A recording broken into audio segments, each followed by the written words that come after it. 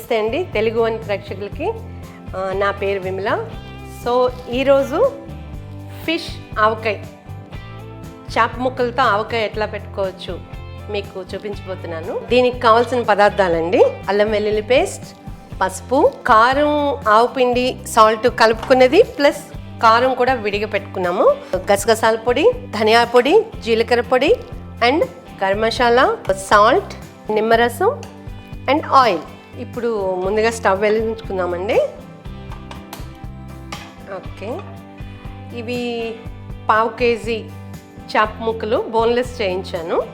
So దీన్ని ఆయిల్లో fry చేసుకుందాం. ఆయిల్ వేసాను. సో ఇది కొంచెం వేడైనాక ఈ చేప ముక్కలన్నీ ఇందులో వేసేసుకుందాం.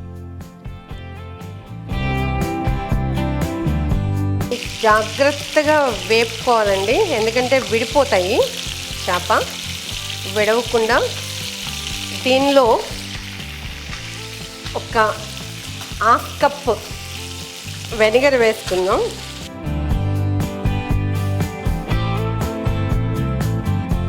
సో సన్న మంట మీద ఇవి వేపుకుందాం.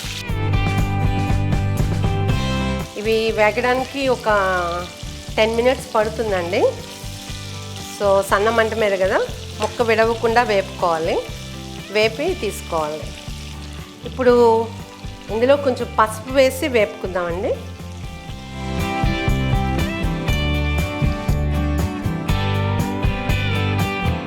చూడండి, ఎర్రగా ఏగిపోయింది ముక్క, ఆల్మోస్ట్ అయిపోయిందండి. ఇంకా జస్ట్ 1 minuteలో ఇది మనం స్టవ్ ఆపేద్దాము. అల్లం వెల్లుల్లి వేసానండి, 1 స్పూను.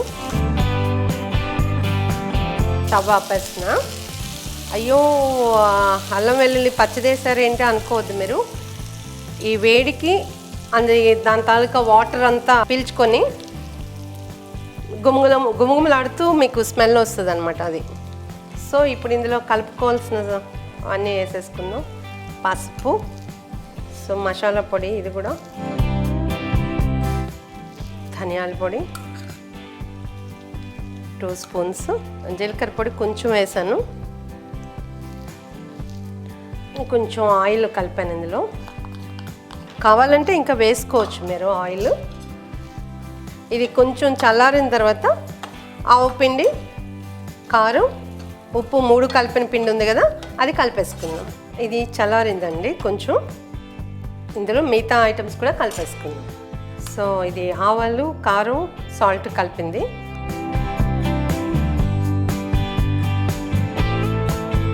ఫోర్ స్పూన్స్ వేసానండి.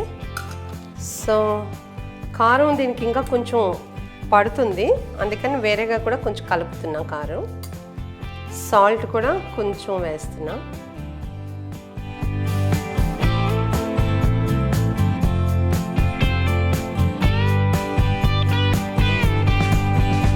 సో ఇది కూడా 4 కాయల నిమ్మరసం కొంచెం ఉంచేసాను.